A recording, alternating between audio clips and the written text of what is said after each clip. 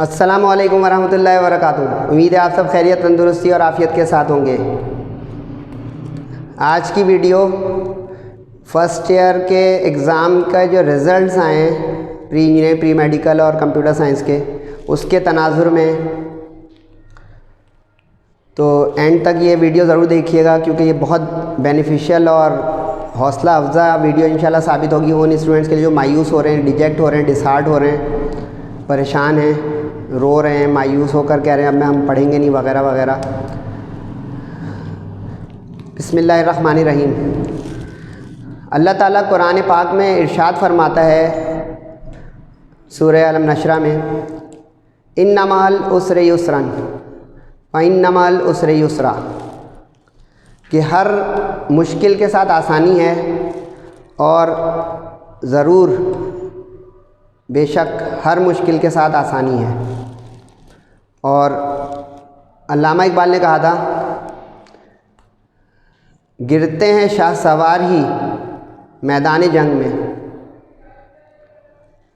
वो तिफ़्ल क्या गिरेगा जो घुटनों के बल चले।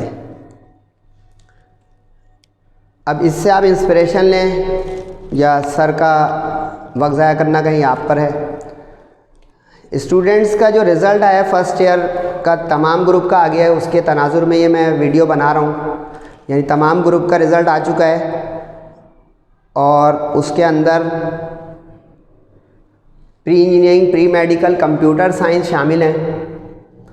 कुछ लोगों ने पहले वीडियो बना दी है लेकिन मैं अपने तरतीब से जाता हूँ, मैं किसी के साथ मेरा नहीं है काम। ओवरऑल रिज़ल्ट कराची का बहुत बुरा है और ये इंटीरियर सिंध वाले, सिंध बोर्ड वाले भी मेरे इस वीडियो को और इंस्पिरेशन को कैप्चर करके उससे फ़ायदा उठा सकते हैं। For all the boards of Sindh and all the groups of first year, second year, 1/3 result आया है इन एवरेज। प्री इंजीनियरिंग का सबसे ख़राब है, कंप्यूटर का 1% 2% बेहतर है, मेडिकल का उससे 1-2% बेहतर है। यानी इस रेंज में है सारे रिज़ल्ट 32 to 36, जो कि बहुत ख़राब शुमार होता है। ये रिज़ल्ट आता रहा है। माजी में मैं बात कम करूँगा, मैंने टाइटल लगाया है मूव फॉरवर्ड, कि ज़िंदगी में हादसात होते हैं, आजमाइशें आती हैं, नुकसानात होते हैं, मायूसी की कैफियत आ रही होती है, नेचुरल है, रोना आता है, नेचुरल है, लेकिन दिल का गुबार निकाल कर रो कर आगे बढ़ना पड़ता है। ज़िंदा हैं तो आगे बढ़ना पड़ेगा, तो ये पार्ट ऑफ लाइफ है। अब उसमें जो अपने आप को सस्टेन करे, अपने आप को डिप्रेशन से और अपने टेंशन से और उस कैफियत से मर्द मैदान बन के निकाले, वही असल इंसान और कामयाबी का उम्मीदवार है। ये वक्ती जिसको हम कह लें कि हार है या नाकामी है, फाइनल रिज़ल्ट देखना पड़ता है। फर्स्ट ईयर का रिज़ल्ट फाइनल नहीं है, ठीक है। तो सेकंड ईयर के रिज़ल्ट के बाद तो उसको मैं आज गाइडलाइन दूंगा। स्टूडेंट के अक्सर सवाल चल रहे हैं कि सर मुझसे भी और पूरे सोशल मीडिया पे गर्दिश कर रहा है। मैं अपने लिहाज से इंशाल्लाह आपको पूरी भरपूर कोशिश करूंगा कि अपने एक्सपीरियंस जो मेरा इतना है पढ़ाने का और रिज़ल्ट्स को इतने साल से देख रहा हूँ ऊँच नीच उसकी, तो उसके लिहाज से आपको फ्यूचर प्लान बता सकूँ। ये आप पर जाएगा कि आप मेरी उस गाइडलाइन और मेरे उस रोड मैप पे अमल करके अपने फ्यूचर को अपने माजी के मुकाबले में बेहतर बनाने की कोशिश करें। बाकी अल्लाह ताला पे और मुक़द्दर पे छोड़ना पड़ेगा, वो हमारी ज़िंदगी का हिस्सा है कि जो मेरे पास मुक़द्दर में है उससे आगे पीछे मुझे नहीं मिल सकता। कोशिश करना ईमानदारी और लगन और मेहनत के साथ ये लाजिम है मेरे ऊपर। उसके बाद एक्सपेक्टेशन और दुआ ये जायज़ अमल है, लेकिन मेहनत हम कम करें और उम्मीद ज़्यादा करें तो ये फिर लक फैक्टर पे चला जाता है। लेकिन हर कोई इतना लकी होता नहीं है। मेहनत पे बिलीव करना शुरू करें ताकि इंशाल्लाह आपको कामयाबियाँ ज़्यादा सिक्योर और प्योर मिलें। ये ऑप्शंस हैं, कुछ मैंने पहले से इसलिए लिखा हुआ है ताकि वीडियो छोटी हो जाए और बच्चे बोर भी ना हो, वैसे ही वो डिजेक्टेड और थोड़े डिसहार्टेड हैं।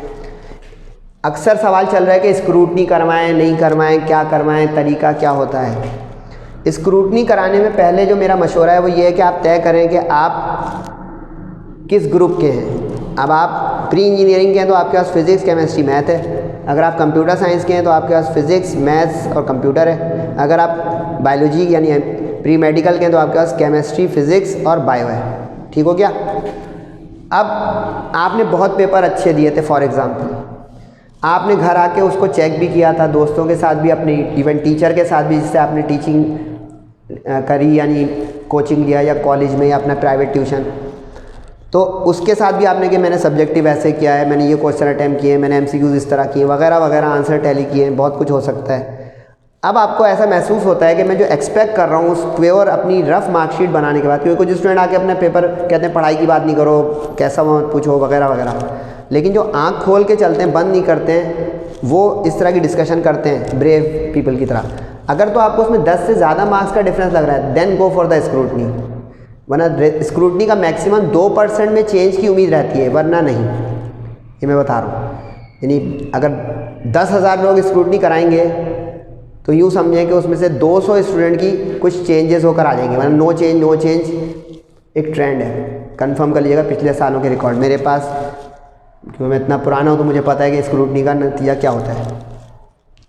तो अगर आपको 10 से ज़्यादा मार्क्स, यानी मिसाल ये कि मेरा मैथ्स का 90 मार्क्स का बिल्कुल सॉलिड पेपर हुआ है, मैंने देखा कि भाई ये पेपर सवाल मैंने इसी तरह किया है जैसे मेरे टीचर ने कराया था, मेथड, सफाई, ओवर राइटिंग नहीं वगैरह वगैरह, सब कुछ बेस्ट ऑफ द बेस्ट, और मेरे आ गए 76, अब 14 मार्क्स का डिफरेंस है, गो फॉर द स्क्रूटनी।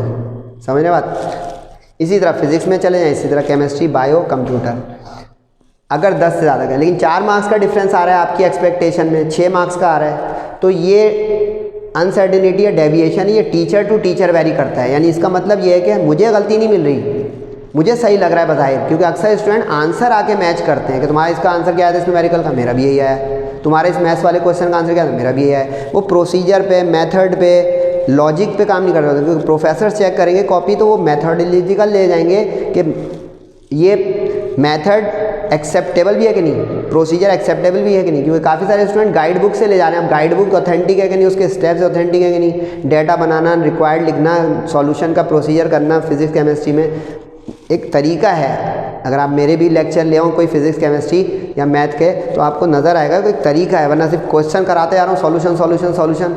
बोर्ड का टीचर 2-2 नंबर दे के फारिग कर देगा 4-4 में से। मैं आपको दिल और ख़राब नहीं कर रहा हूँ, मैं देखिए बता रहा हूँ कि सेकेंड ईयर में अब वो चीज़ को तब्दील करें अगर ऐसा हुआ है तो ये 10 मार्क्स से ज़्यादा का जो है फ़र्क है, तब आप स्क्रूटनी कराएं फिजिक्स, केमिस्ट्री, मैथ, बायो में से किसी सब्जेक्ट की। अगले मरहले पे अगर आप जानते हो तो उर्दू, इंग्लिश, इस्लामिया जो है ये कंपलसरी सब्जेक्ट्स कहलाते हैं और ये हर ग्रुप वालों के पास होते हैं। अब अगर आपके पास जो है ये कंपलसरी सब्जेक्ट्स हैं तो इसमें आपको ये देखना पड़ेगा कि आपकी उर्दू कितनी वीक थी, क्योंकि काफ़ी लोगों को जब से ये रोमन और ये मोबाइल इंटरनेट आया है उनको अलिफ बे लिखना भूल गई है, विद ड्यू रिस्पेक्ट, उनको तलफ़ुज़ नहीं आता, उनको रीडिंग नहीं आती, तो राइटिंग तो उसके बाद का मामला, लिख के हमें पेपर देना था, उनको जो है पढ़ना नहीं आ रहा, उनको जो है पेपर असल होगा उर्दू का पेपर छूट जाता है। अब आपको ये देखना पड़ेगा आप 100 मार्क्स का पूरा करके आए थे पहले उर्दू का पेपर, ये चेक करना पड़ेगा आपको। इस्लामियात का 2 घंटे का था, पूरा 50 मार्क्स का करके आए थे, ये देखना पड़ेगा। इंग्लिश का अक्सर पूरा तो हो जाता है लेकिन वो लिटरेचर है, लैंग्वेज का पेपर है, किस अंदाज में करना होता है, किस सवाल को, बुक चेंज हुई थी, काफ़ी सारे लोगों के पास इसके सैम्पल क्वेश्चंस कम थे, पेपर पैटर्न नया, बुक नई, केमिस्ट्री की बुक चेंज हुई थी, केमिस्ट्री की बुक नई, मैथ्स की बुक चेंज हुई थी, बुक नई, तो ये भी एक फैक्टर बनता है कि नई बुक की वजह से काफ़ी सारे स्टूडेंट पहले सेटल हों, टीचर भी सेटल हों कि भाई इसमें फ़ना चीज़ तो पुरानी बुक की हटा के नई डाल दी गई है, वो पूरा ज़ीरो फ्रेश तैयार करते हैं फिर पढ़ाते हैं। कुछ स्टूडेंट फिर उसमें परेशान किए तो बहुत हार्ड बुक कर दी है, पहली वाली तो हल्की थी, मेरे भाई बहन पंच हो गए हैं तो वगैरह वगैरह, लेकिन माजी है ये। इसमें आपको ये देखना पड़ेगा अगर आपकी उर्दू अच्छी थी, एक अच्छी बात कर रहा हूँ, यानी आप लिख भी लेते थे, पेपर भी पूरा 100 का करके आए, तो देखिए ये जो जोन है ना ये एक नॉर्मल जोन है। अक्सरियत के उर्दू में 50-55 आ जाते हैं क्योंकि अपना पेपर पूरा कर पा रहे ना याद, क्योंकि देखिए उर्दू का बताऊँ, अगर आपने शेर सही नहीं लिखा है, हर शेर गलत लिखने पे 1 नंबर कट जाएगा। आपको जो है तलफ़ुज़ नहीं आता है तो कोई भी इमले की गलती पे नंबर कटेंगे। गंदा बहुत करते हैं, यानी कि आपको लिखने का तरीका ही नहीं पता उर्दू का, गिच पिच राइटिंग है आपकी, सॉरी, तो वो पढ़ने में ज़ोर नहीं लगाएगा आंखों पे अपने टीचर को, कहेगा क्या पता नहीं लिखा हुआ है, अजीब अजीब ज़बान, वो जस्ट देखेगा सरसरी और उस पर 10 में से 5 नंबर, 10 में से 4 नंबर दे के फारिग कर देगा। नतीजा क्या होगा, मेरे 50 नंबर आ गए उर्दू में, मैं करके आया था 80 का 90 का, तो लैंग्वेज के पेपर्स में ये होता है, इसमें आपको ये नहीं देखना पड़ेगा मैं तो 100 का करके आया था, मैं 70 एक्सपेक्ट कर रहा था। आपको उसकी प्रेजेंटेशन और उसके फॉर्मुलेशन को देखना पड़ेगा। मुझसे भी कहिएगा कभी सर कि आपको उर्दू का इस्लामिक का सैंपल, तो मैं अपने स्टूडेंट्स का पढ़ाता हूँ, दिखाऊंगा कि ये देखो भाई ये 80 वाले के लिए ऐसे करना पड़ता है, हेडिंग कैसे लगाते हैं, प्रेजेंटेशन क्या होती है। सिर्फ करने से नहीं होगा कि 80 का किया था, 90 का किया था। तो ऐसी सूरत में फिर आप स्क्रूटनी कराएं कि अगर आपका इस जोन से नीचे चला गया है और आपका पेपर पूरा भी हुआ है और याद किया हुआ भी हुआ है और आपने टाइम लगाया था उर्दू इंग्लिश इस्लामिक, तो अक्सर स्टूडेंट ये कहते हैं बस इसके गेस्ट पेपर कर लें, टारगेट पेपर कर लें, ये तो आसान सब्जेक्ट है। उर्दू आसान सब्जेक्ट नहीं है, लंबे लंबे उसमें नसर निगार शायर हैं, टाइम लगाना पड़ता है, पक्का रटना पड़ता है। तो ये मेरा मशवरा है कि सेकेंड ईयर में मुझसे मशवरा लें किसी, क्योंकि मैं पिछले साल चैनल्स पे नहीं था, लेकिन अभी अगर आपको फ़ायदा मुझसे लग रहा है तो आप फ़ायदा उठा लें, 10 लोग और भी फ़ायदा दे रहे होंगे, लेकिन सबका अपना अंदाज़ है। तो ये स्क्रूटनी की तरफ जाने का केस है। लेकिन इन जर्नल, अब इन जर्नल ये तो हो गया सब्जेक्ट के हिसाब से, अब मैं 75 एक्सपेक्ट कर रहा हूँ एज अ होल। यार मैं तो इतना अच्छा स्टूडेंट था, मेरे पेपर 5 सही हुए थे, एक में बस गड़बड़ हुई थी वगैरह वगैरह, तो मेरे 5 सब्जेक्ट या 4 सब्जेक्ट तो बहुत लश हुए हैं मेरे, तो इसमें इतने से कम इससे कम आनी चाहिए। अब एवरेज मार्कशीट देखी उसने तो उसके 75 वो सोच रहा है, लेकिन अब उसके आए में 66%, 64%, 67%। Then go for the scrutiny. ये जो वैल्यू लिखी हुई है ये उसके लिए कि आपकी ओवरऑल परसेंटेज में जो आप उम्मीद लगा रहे थे उससे काफ़ी फ़र्क आ रहा है, लेकिन 2-3-4% का है तो ये भाई सब्जेक्ट टू सब्जेक्ट होता है, उसमें जा रहा है। टीचर को गलती मिल रही है, मुझे लग रहा है सही किया है, यानी मैं 75 एक्सपेक्ट कर रहा हूँ, मेरी 71 है, ओके। तसल्ली के लिए स्क्रूटनी करानी तो बिस्मिल्लाह, आप 12 की 6 के 6 सब्जेक्ट की करा लें, 3 की करा लें, 2 की करा लें, तो ये आप पर है। लेकिन स्क्रूटनी की तरफ उस तरफ जाएं इस वक्त, और उम्मीद रखिएगा सिर्फ इतना % के चेंज होकर आ जाएगा। लेकिन एक इसको फैशन या ट्रेंड नहीं कि स्क्रूटनी कराओ स्क्रूटनी कराओ, तो ये आपके ऊपर है, ठीक है। तो मशवरा था ये पहला उन लोगों के लिए जिनके सारे पेपर क्लियर हैं। स्क्रूटनी की तरफ वो लोग भी जा सकते हैं जो फेल हों, कि वो बिल्कुल एक्सपेक्ट ही नहीं कर रहे थे मैं फेल तो हो ही नहीं सकता हूँ, तो उस सब्जेक्ट की ज़रूर करा लें जिसमें उनकी सप्ली आ गई, खुदा न खास्ता, ठीक है जी। रिपीट इम्प्रूवमेंट का बड़ा सवाल गर्म रहता है मार्केट में कि रिपीट करूँ इम्प्रूव करूँ, ये कब होता है, क्या होता है, इसका क्या केस है। रिपीट तो देखें, इसका मतलब होता है कि आप 1 साल माजी में चले जाएंगे ऑटोमेटिक ही, यानी आप सेकेंड ईयर के 5-6 महीने पढ़ चुके हैं किसी कोचिंग में या कहीं प्राइवेट ट्यूशन, जनवरी का महीना है और आपने फैसला किया कि मैं अब नहीं पढ़ रहा सेकेंड ईयर, बहुत हो गई, मैंने बहुत पढ़ा था फर्स्ट ईयर में, ये तो बिल्कुल ही सारे ऑप्शन ही ख़त्म, मैं पढ़ाई छोड़ रहा हूँ, मैं खुदा न खास्ता खुदकुशी कर रहा हूँ, ये सब देखें, ये मायूसी और ये नाउमीदी गुनाह है, ये ना करें। अब रिपीट और इम्प्रूवमेंट में क्या फ़र्क है। रिपीट के लिए आप मैट्रिक हो गए, यानी आप दोबारा से 2024 में जब इम्तिहान होंगे आप नहीं देंगे, और अब रिपीट करेंगे 2025 तक फर्स्ट ईयर, ये रिपीट हो गया। अब आप रिपीट नहीं कर सकते, यानी रिज़ल्ट आने के बाद, रिज़ल्ट आने के बाद रिपीट नहीं हो सकता, चाहे फॉर्म गए हो ना गए हो, समझ गए। इम्प्रूवमेंट ये होती है कि आपके सारे पेपर क्लियर होने चाहिए लाजमी, यानी 6 के 6 पेपर आपके क्लियर हैं, तब आप इम्प्रूवमेंट कर सकते हो। लेकिन इम्प्रूवमेंट इस साल के एग्ज़ाम में नहीं दे सकते आप, इम्प्रूवमेंट के लिए भी आपको अगले साल पे जाना पड़ेगा। तो इसमें मशवरा अच्छा क्या हुआ मेरी तरफ से, कोई कहेगा ये कौन सा अच्छा मशवरा है। इम्प्रूवमेंट आप फर्स्ट ईयर सेकेंड ईयर दोनों एग्ज़ाम होने के बाद दोनों मार्कशीट सामने रख के फैसला करें। इम्प्रूवमेंट का अगर आपको कोई मशवरा दें, मैं अपना तरीका बता रहा हूँ। मैंने फर्स्ट ईयर की मार्कशीट देखी, मेरे 65 है। सेकेंड ईयर में मैंने जान मार दी सर, जब बाद ये किसी के बोलने से मुझे इंस्पिरेशन मिली कि यार फर्स्ट ईयर का ट्रेंड अच्छा नहीं था, मैंने इस तरह पढ़ा, मुझे ये एहसास हो गया है। अब सेकेंड ईयर ये मैं 4 महीने पूरी जान मार रहा हूँ, पूरा वक्त लगा रहा हूँ, प्योर हार्ड वर्किंग और सिंसेरिटी से काम कर रहा हूँ। तो अब ये जो आपने इससे देखा, इसमें 75 आ गई। अब आपके सामने पिक्चर है दोनों, यानी फर्स्ट ईयर में वाकई मैं कुछ कम किया था और रिज़ल्ट मेरा सही आ गया था, कि लग रहा था कम, लेकिन देखिए मेरे में टैलेंट इतना है। अब आप फर्स्ट ईयर इंप्रूव कर लें, सेकंड ईयर के बाद लगेंगे तो 3 साल, लेकिन आपके वो ड्रीम्स, वो आपके एम्बिशन और एम कि मुझे डॉक्टरी या इंजीनियरिंग या उसमें वट जहाँ जाना है, उसमें आपका 1 साल ज़्यादा लगा, लेकिन पहुँच गए, माजी हो जाएगा। कोई आपसे नहीं पूछेगा कामयाबी के सीढ़ियाँ चढ़ने के बाद कि तुमने 3 साल में इंटर की थी, क्योंकि हाल देखा जाता है हमारा कि आज मैं कामयाब हूँ। तो इस तरह जो है माजी में 3 साल ये सब माजी हो गया, पास्ट। तो इम्प्रूवमेंट सेकेंड ईयर के बाद फैसला करें। 2 तरीके होते हैं इम्प्रूवमेंट के, एक तो ये कि आप पूरी फर्स्ट ईयर रिपीट कर लें, इम्प्रूव कर लें।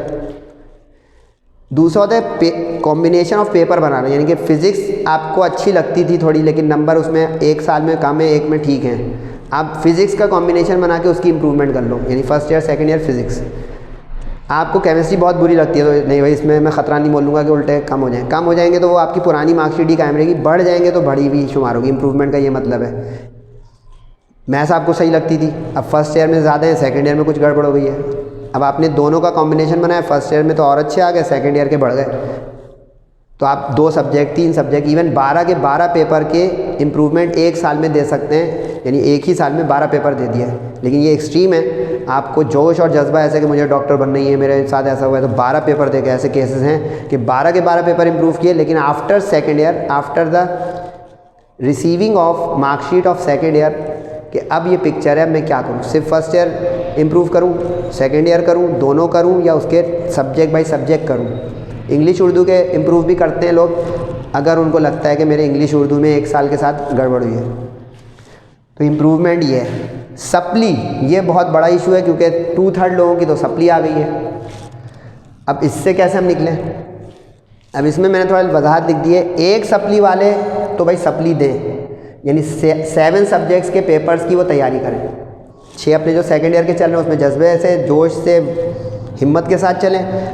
और एक सप्ली किस सब्जेक्ट की है? मैथ्स की, फिज़िक्स की, केमिस्ट्री की, तो एक मुश्किल सप्ली आ गई। उर्दू, इस्लामियात, इंग्लिश की है तो थोड़ा हल्का हो जाएगा मामला, तो वो सप्ली के साथ मिलाकर पेपर दें। लेकिन ये जज्बे से दें कि सप्ली के साथ अब सेकेंड ईयर के रिज़ल्ट मिलकर बेहतर हो जाए। तो सप्ली भी क्लियर हो गई, और फिर सप्ली क्लियर होने से ये होगा कि आपके पास एक ऑप्शन आ जाएगा कि जब मैं पेपर क्लियर हूँ तो अब मेरे पास एक बोझ कम है, अब मुझे सेकेंड ईयर और सप्ली सब क्लियर है, अब मैं किस तरफ जाऊँ, रिपीट या इम्प्रूव? अच्छा, रिपीट में सारा रिपीट होता है, यानी फर्स्ट ईयर पूरा रिपीट होगा, इसमें आप सब्जेक्ट बाई सब्जेक्ट नहीं जा सकते। रिपीट में पूरी क्लास रिपीट होती है, यानी फर्स्ट ईयर पूरी रिपीट होगी, सेकेंड ईयर पूरी रिपीट होगी, ये बात समझ लीजिएगा। अब सप्ली अगर एक से ज़्यादा आ गई है, खुदा ना खास्ता, किसी की 2 है, किसी की 3 है, किसी की 4 है, ये एक मुश्किल फ़ैसला है। ये मैं अपना मशवरा दे रहा हूँ, देखिएगा, दिल को लगे तो अमल कीजिएगा। अगर मेरी 2 सप्ली हैं तो आपको देखना पड़ेगा कि एक कंपलसरी और एक ऑप्शनल में आई है, यानी physics, chemistry, math, bio, computer में से एक में आ गई है, और एक इंग्लिश, उर्दू, इस्लामियत में से आ गई है। ये तो हल्का सॉफ्ट टारगेट हो गया थोड़ा सा। तो इसका मशवरा है कि आप एनुअल के साथ मिला के दें इसको, एनुअल के साथ मिला के दें, यानी जो आपका एनुअल मई के एंड में एक्सपेक्टेड है 24 में, उसके साथ मिला के दें। 8 पेपर हो जाएंगे, लेकिन पॉसिबल टास्क है, अगर हिम्मत बिल्कुल नहीं छोड़ना है, ठीक है। लेकिन अगर दोनों ऑप्शनल आई है, ये एक मुश्किल है, यानी फिज़िक्स केमिस्ट्री में आ गई है, फिज़िक्स मैथ्स में आ गई है, केमिस्ट्री मैथ्स में आ गई है, यानी इसमें कॉम्बिनेशन जिस ग्रुप के आप 2 में आ गई है। अब ये हेक्टिक है, क्योंकि फ़िज़िक्स सेकेंड ईयर की तो चलें सही है, सेकेंड ईयर की केमिस्ट्री मैं पढ़ाता हूँ, जानता हूँ, सेकेंड ईयर की मैथ्स में पढ़ाता हूँ, बुक चेंज हुई है दोनों की, केमिस्ट्री और मैथ्स की, ये एक बोझ आ जाएगा बहुत बड़ा। लेकिन सर आप कुछ हौसला दे सकते हैं? बिल्कुल दे सकता हूँ। किसी सप्ली वाले को मुझसे असिस्टेंस चाहिए हो बोर्ड एग्ज़ाम से 1-2 महीने पहले, तो मुझसे मदद मांग सकता है।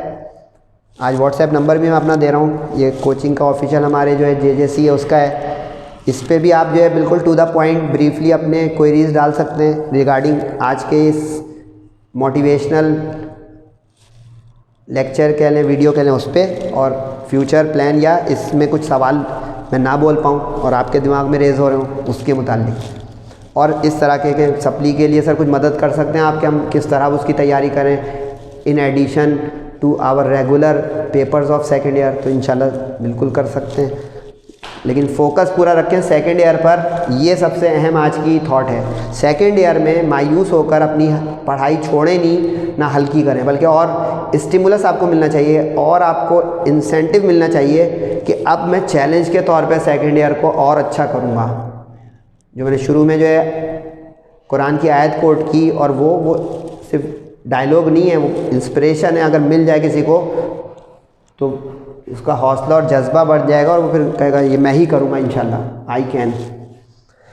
आखिरी ऑप्शन उनके लिए जिनकी 3 या 3 से ज़्यादा सप्ली आ गई है, खुदा ना खास्ता,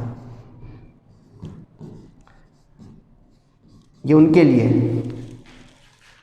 तो उनके पास अब ऑप्शन है, या तो वो ग्रुप ही स्विच कर लें, यानी इस साल सेकेंड ईयर को क्विट कर दें बीच से और इम्तिहान में ही ना जाएं, और दोबारा से रजिस्ट्रेशन कराएं अगले साल जब शुरू हों, और कॉमर्स ले लें, आर्ट्स ले लें, ह्यूमैनिटीज़ ले लें, कोई टेक्निकल साइड पे चले जाएं, ये ऑप्शन आ जाएगा इनके लिए। अगर ज़्यादा सप्ली है। दूसरा एक और भी होता है कि चेंज ग्रुप कर लें।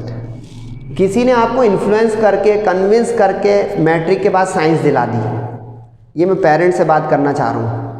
काफ़ी सारे पेरेंट्स अपने बच्चों से कहते हैं साइंस नहीं करोगे तो क्या करोगे। लो भाई, बहुत कुछ कर सकते हैं, साइंस आखिरी थोड़ी ऑप्शन है, पहला ऑप्शन है। दुनिया कर रही है कॉमर्स और तरक्कियाँ कर रही है, दुनिया कर रही है जो है मुख्तलिफ स्किल्स के साथ काम, वो तरक्कियाँ कर रही है। ह्यूमैनिटीज़ है, आर्ट्स है, इतनी सारी स्किल्स क्या क्या नहीं है, मतलब फील्ड्स हैं। लेकिन अगर हमने वो माइंडसेट, देखो भाई ने जो इंजीनियरिंग की थी तुम भी कर लो, देखो भाई कितना कामयाब हो गया। बहन ने देखो MBBS किया था, उसने कितनी कामयाब है।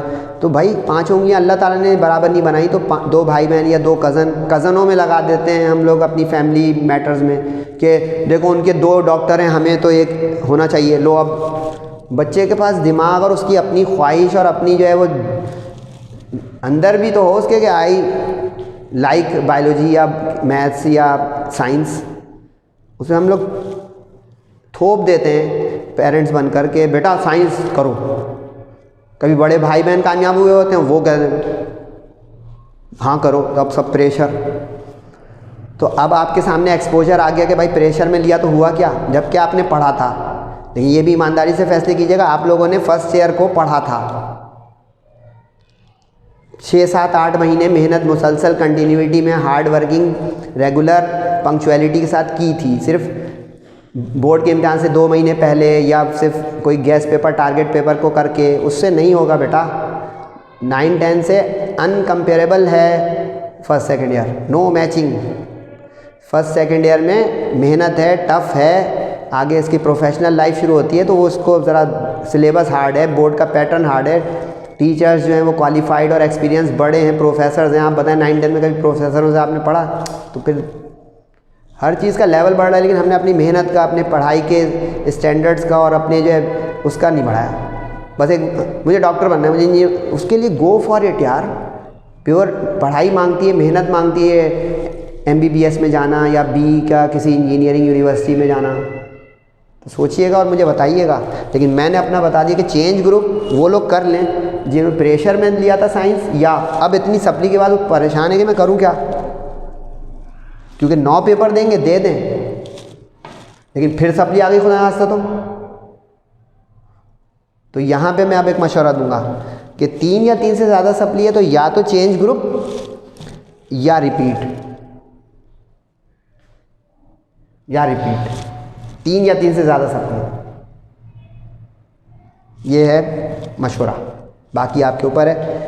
ये जो लिखा हुआ है कि सर सप्ली नहीं आई है लेकिन मेरा रिज़ल्ट 51% है, सप्ली नहीं आई है लेकिन मेरा रिज़ल्ट 57% है, ना मैं इधर करा ना उधर करा, यूनिवर्सिटी वाले मुझे फॉर्म नहीं देंगे एप्टीट्यूड टेस्ट में बैठने के लिए, अब क्या करूं? तो उसके लिए देखिए ये ऑप्शन लिखा हुआ है कि अगर आपकी ओवरऑल 50% से कम आ गई है तो आप रिपीट करें या चेंज ग्रुप करें। लेकिन आप 50 से 60 के बीच में कहीं फंस गए, इस दरमियान फंस गए एक अजीब सी जगह पर, तो मेरा मशवरा माने, अगर आप मेहनती हैं, फर्स्ट ईयर को आपने खेल कूद में या शरारतों में या सोशल नेटवर्किंग में या वेस्टिंग एक्टिविटीज़ में गुजारा है, तो गो for the kill. Second year में आप अपनी असली जेन्युइन ट्रू कलर शो करें, 70, 80, 90% लाने के लिए जान मारें। फिर देखें दोनों की एवरेज क्या बनी। एवरेज बनने के बाद फिर फैसले पे जाएंगे अब मैं इम्प्रूव करता हूँ या उतनी ही परसेंटेज जो एवरेज बनकर आ जाए उसके बुनियाद पर किसी जगह अप्लाई करता हूँ यूनिवर्सिटी में। सही है। व्हाट्सएप नंबर ये है 0322571666। ठीक है जनाब, इस पे आप ज़रूर अपने क्वेरीज़, क्योंकि मैंने अपनी कोशिश की है कि मैक्सिमम मैं गाइडलाइन दे सकूँ आपको फ्यूचर की, लेकिन सेकेंड ईयर बहुत क्रूशियल है। अब सेकेंड ईयर में पूरी जान मार दें, ये एक चीज़ है जो आपको इस ट्रांस कैफियत से, इस जो है डिजेक्टेड और डिसहार्ट कैफियत से निकालेगी इंशाल्लाह। क्योंकि अभी एक इनिंग्स हुई है, एक इनिंग्स बाकी है, और कभी मैच का 5-7 दूसरी इनिंग्स के बाद पलट के हारी भी बाजी जीती भी लगती है और कभी जीती भी। ये भी बता दूं, अगर मुझे वो लोग भी देख रहे हैं जिनकी 80, 85 आई है, 90 आई है, तो उनको एक मशवरा दूंगा, उसके बाद ख़त्म करूंगा। 80, 85 वाले रिलैक्स ना हो जाएं, पूरी जान मारे सेकेंड ईयर में, क्योंकि सेकेंड ईयर की केमिस्ट्री हार्ड मैं पढ़ाता हूँ, सेकेंड ईयर की मैथ्स हार्ड मैं पढ़ाता हूँ, सेकेंड ईयर के उसके बाद पीएसटी है, इस्लामिया से कंपैरिजन नहीं है हार्ड, उसमें मार्क्स मुश्किल से आते हैं, इस्लामियत में 40 45 40 45 आ जाते हैं, उसमें 40 में मुश्किल से जाता है। तो ये कंपैरिजन ना मार देगा, मैंने तो इतने किया था 80 आ गई है, अब जश्न ही मनाए जा रहे हैं। सबसे पहले तमाम वो स्टूडेंट जिनके 6 के 6 पेपर क्लियर हैं, चाहे बी ग्रेड से, चाहे ए ग्रेड से, चाहे A1 से, वो शुक्राने के 2 नफिल अदा करें अल्लाह ताला के हुजूर कि उसने उन लोगों में मुझे रखा जो कम थे और मैं बहुत 100 से बेहतर रहा। या अल्लाह पाक तेरा बड़ा एहसान, बड़ा शुक्र, बड़ा करम। और जो नीचे हैं वो मायूस ना हो अल्लाह ताला की ज़ात से और अपनी मेहनत और अपने काम से, कि अल्लाह ताला ने उनके लिए इंशाल्लाह बहुत अच्छा मुस्तकबिल में रखा होगा। लेकिन श्योर क्या, hard working, continuity and punctuality, will और genuine goal and aim and ambition. सही है।